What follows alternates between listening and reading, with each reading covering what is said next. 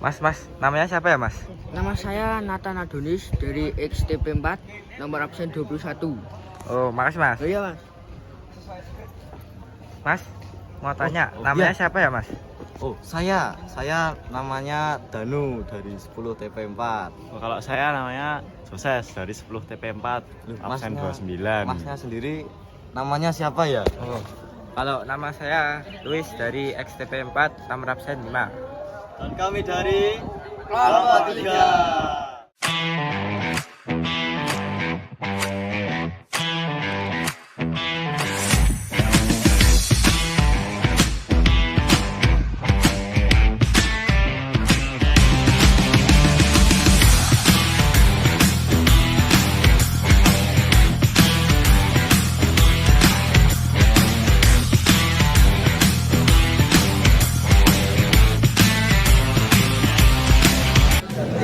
Ada 2 jenis buaya yang ada pernah ada cairan 1.800.000 ton Islam pernah ada sini. Ternyata tidak hanya di Afrika, di Kalimantan Cairan juga pernah ada buayanya. Tapi 1.800.000 ton Islam. Jadi mereka sudah membantu ya. Jadi organisasi yang telah menjadi satu. Intinya dan kepalanya dan itu masih orisinil semuanya. Di sana jadi rawa. Sekarang kita bisa geser lagi, kita ke sana. Kalau ini cuma patung ya, jadi tidak ada fosil yang utuh, jadi ini cuma patung atau replika. Di sini ada koleksi fosil hewan darat yang memiliki tanduk. Paling kan ada tanduk kepala tanduk, ini kebo ya. Nah, gambarannya kebo. Kira-kira sama tidak saya sekarang. Sama ya. Yang beda itu semua ukurannya. Rusanya sama enggak ada gambarnya. Sama ya, sama. Harganya juga sama. Jadi ini ada koleksi fosil hewan darat yang memiliki semasa dengan gajah yang paling besar tadi 730 gram pernah ada cairan. Jadi hewan-hewan purba yang pernah ada cairan ternyata sampai sekarang pun masih ada di tempat lain meskipun sekarang sudah punah. Yang baru ukurannya ini cairan akhirnya menjadi ternyata yang sangat terbuka. Selain bertanduk kita boleh pegang ada hewan darat lainnya.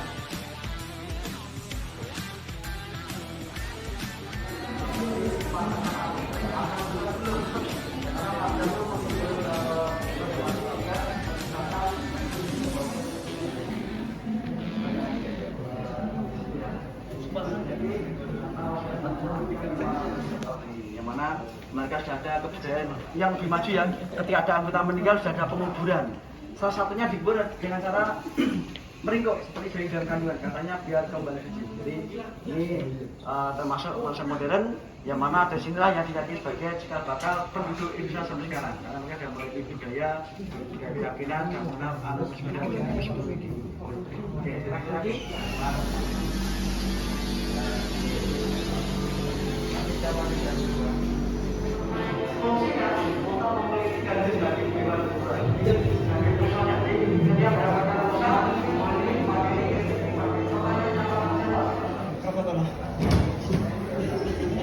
Canggih teman-teman.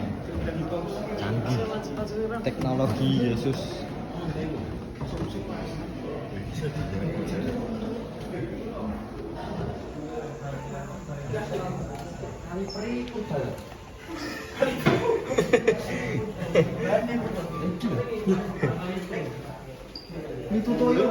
Mitutoyo.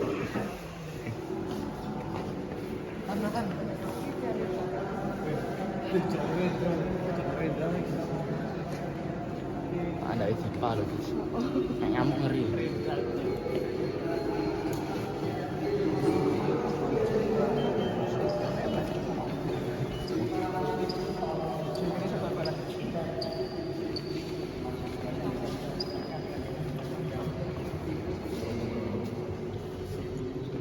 Oke, akhir selesai kita. Selamat siang Bapak Ibu Guru, saya Luis absen 5 dari XTP 4. Saya Joses, absen 29 dari XTP 4. Saya kali ini akan mewawancarai salah satu tour guide yang ada di Sangiran. Dengan Bapak siapa? Ya, Bapak Manto. Ya, Bapak Manto. Saya akan mewawancarai dengan teman saya Joses dengan pertanyaan-pertanyaan yang sudah kami siapkan. Saya izin bertanya ya. Ya, silakan. Pertanyaan yang pertama, peninggalan sejarah apa yang ada di museum ini? Oke, jadi ini sejarah apa nih? Sejarah prasejarah atau sejarah manusia modern. Sejarah prasejarah. Prasejarah. Jadi Iya. peninggalan untuk prasejarah tentunya kita tadi dah keliling ke museum, ternyata banyak sekali yang kita jumpai di dalam museum. Contohnya dari fosil-fosil hewan purba, kemudian fosil manusia purba, bahkan ada lapisan tanah di sana. Itu memang peninggalan banyak sekali, khususnya fosil-fosil hewan atau binatang purba yang ada sekitar 2 juta tahun silam hingga 300.000 tahun yang silam. Lalu lanjut ke pertanyaan yang kedua ya, Pak. Di mana dan kapan tombak dan panah ditemukan pertama kali? Oke, jadi untuk panah kan tidak ditemukan di Sangiran ya, karena panah itu sifatnya sudah modern, sudah manusia cerdas. Kenapa? Karena yang ada di Sangiran sekelas Humertus itu pinternya masih terbatas, sebatas membuat alat budaya seperti bola batu, tombak untuk berburu. Jadi sekelas panah kan nggak bisa ditemukan di Sangiran. Bahkan untuk sekelas temuan tombak itu jarang sekali ya. Jadi yang jelas situs Sangiran mulai diteliti tahun 1934 oleh orang Jerman namanya G.R. von Konsual. Gitu. Jadi dari 34 sudah ditemukan alat batu dan lain sebagainya. Gitu. Kira-kira dulu itu penggunaan tombak itu ditusuk atau dilempar atau dua-duanya? Jadi tadi kita di ruang pamer 2 keluar kita melihat filmnya. Jadi penggunaan tombak ada yang ditusukkan dan ada yang dilemparkan. Gitu. Berarti dua-duanya. Dua-duanya. Lalu lanjut ke pertanyaan ketiga ya. Bagaimana kondisi tombak yang pertama kali dipakai itu? Apakah sudah usang atau masih layak dipakai? Ya, jadi untuk temuan tombak pertama kali saya kurang paham ya. Yang jelas tidak ada temuan alat budaya atau tombak itu yang full, itu nggak ada. Jadi cuma pecah-pecahan, cuma ujungnya atau cuma gagangnya saja gitu. Ya jelas diperkirakan sekelas Humertus sudah mampu membuat tombak. Gitu. Karena namanya seperti alat budaya yang lain sudah ditemukan. Gitu. Lanjut, boleh Luis. Yang keempat, budaya apa yang masih kental di sekitar sini? Ini budaya tentang purba atau udah modern nih? Yang purba. Oke, jadi untuk budaya sekelas Humertus sudah ada tidak ada ya, sudah tidak ada. Karena Humertus mereka punah di Jawa sekitar 100 tahun mereka punah. Yang jelas kita di purba itu berbeda ras. Gitu. Dia punah dulu baru muncul modern seperti kita baru muncul. Kita beda ras gitu. Ada lagi? Nomor 5, budaya apa yang sudah mulai hilang atau bahkan sudah hilang? Untuk budaya sekelas dari kepurban mereka sudah hilang ya, tidak digunakan. Jadi memang tidak ada. Kecuali kalau tombak kan saya sudah tombak modern, tapi sudah nggak ada lagi. Tidak ada. Jadi untuk budaya sekelas purba sampai sekarang tidak digunakan lagi. Sudah hilang. Karena mengingat sudah maju, sudah modern zamannya gitu. Pertanyaan yang terakhir, budaya apa yang menjadi ciri khas di tempat ini? Untuk budaya, kalau di sini untuk budaya sekelas manusia zaman sekarang masih ada ya. Jadi budaya itu kalau modern itu klothek lesung, tapi untuk budaya sekelas manusia purba sudah nggak ada ya. Gitu. Jadi untuk adanya cuma budaya yang sudah modern seperti kita. Contohnya ada klothek lesung. Lesung itu tempat untuk tumbuh padi, pembuatan beras itu ada. Itu budaya modern namanya. Sudah ke sejarah. Ya, Mas. Pak. Oke, terima kasih. Kalau budaya yang sudah hilang di zaman modern ini apa ya, Mas? Kalau yang di sini? Kalau budaya yang di modern kayaknya masih belum ada ya. Jadi contohnya untuk peninggalan nenek moyang modern itu masih, kalau di Sangiran masih tersimpan dengan baik dan bahkan masih dipergunakan untuk event-event. Contohnya klothek lesung, kemudian ada seperti reok itu masih ada di sini. Dilestarikan sama orang-orang generasi penerus sampai sekarang. Itu untuk budaya modern itu masih ada dilestarikan. Sugeng siang para guru lan rencang-rencang. Niki kula Benedictus Danu saking TP Sekawan Kali Nathan Adonis saking TP Sekawan. Mriki kula lan narasumber Bu sinten? Ibu Siti. Kula lan Nathan ajeng tanglet pertanyaan tentang kebudayaan dan mriki. Monggo Mas. Nomor setunggal, apa budaya ingkang isih dilestarikan wonten mriki? Kotak lesung utawi kecok lesung enten niki enten teatere nggih enten sanggaren. Nomor kali Budaya napa ingkang sampun ilang saking daerah Sangiran? Sing pun ilang niku mboten-mboten tapi ini nek wayang niku enten tapi pun arang-arang Jadi memiliki kabudayaane tesih dilestarikaken. Lanjut nomor 3, budaya napa kang dados ciri khas wonten Sangiran mriki? sing dados ciri khas kotak lesung utawi kecap lesung. Menapa budaya niku dados ciri khas wonten mriki?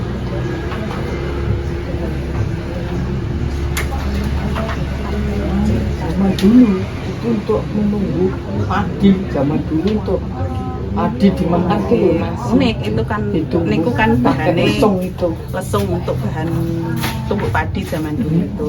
Sekarang kan tumbuk padi udah pakai mesin. Nah, itu dimanfaatkan. Lesung itu ditunggu situ Di sampai kesimpulanipun bersih. saking budaya lesung itu saking penggiling padi, alat penggiling padi tradisional singkang boten dikangge ing jaman saiki, beralih dados alat musik.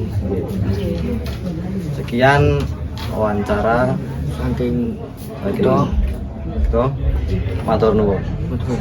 Nggih, matur suwun. Perkenalkan, nama saya Santi Vanus Wijaya dari SMP 4 nomor absen 5 akan menjelaskan tentang sejarah panah dan tombak. Panah merupakan salah satu senjata tertua yang pernah digunakan oleh manusia yang ditemukan sekitar 10 sampai 15 ribu tahun yang lalu untuk berburu hewan besar seperti harimau, rusa, dan beruang. Lalu ada tombak. Tombak merupakan salah satu senjata tertua juga yang pernah digunakan oleh manusia yang ditemukan sekitar 400 ribu tahun yang lalu dan juga digunakan untuk berburu hewan besar seperti harimau, rusa, beruang, dan yang lain. Perkenalkan, nama saya Joses. Saya akan menjelaskan tentang fungsi dan kegunaan dari panah dan tombak. Nah, panah merupakan senjata yang biasanya digunakan untuk berburu. Panah digunakan dengan cara menembak target dari jarak jauh menggunakan anak panah. Nah, selain itu, panah juga bisa digunakan dalam perang. Dalam perang, panah ini digunakan untuk menembak dari jarak jauh juga.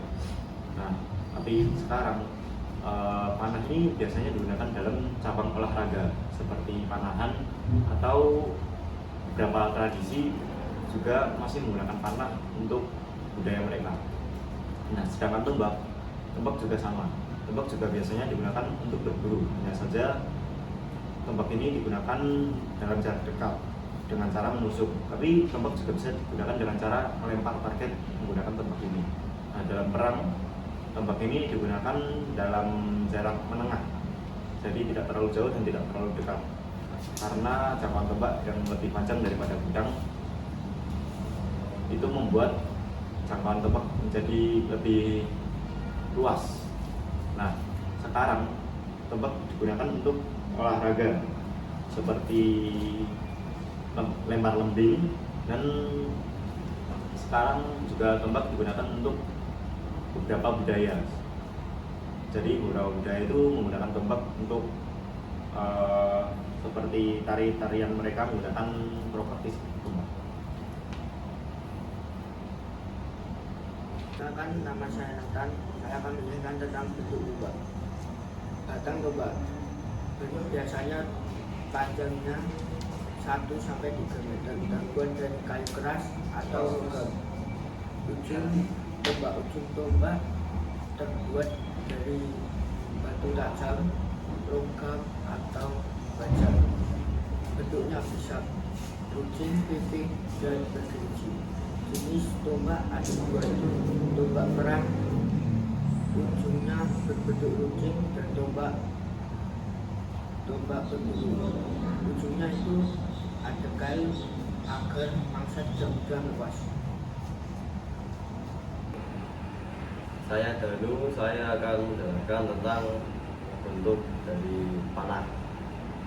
Bentuk panah dibagi menjadi beberapa bagian. Yang pertama, bagian yang paling utama adalah bagian batang. Bagian batang berbentuk tabung memanjang yang biasanya terbuat dari bambu, kayu, maupun logam. Yang selanjutnya adalah bagian ujung panah. Ujung panah biasanya berbentuk meruncing dan terbuat dari batu, logam, tulang, atau material tajam yang lain. Yang selanjutnya adalah bulu panah. Bulu panah berfungsi untuk mengatur arus angin yang dipecah oleh panah yang basah. Bulu panah biasanya diambil dari bulu burung. Dan bagian yang terakhir adalah knob. Bagian knob biasanya terletak pada bagian ujung belakang anak panah. Bagian knob di zaman purba biasanya dibuat dengan cara membuat sedikit cekungan pada bagian belakang anak panah. Mas, jadi panah datombak itu bagaimana? Oh, jadi kesimpulannya begini.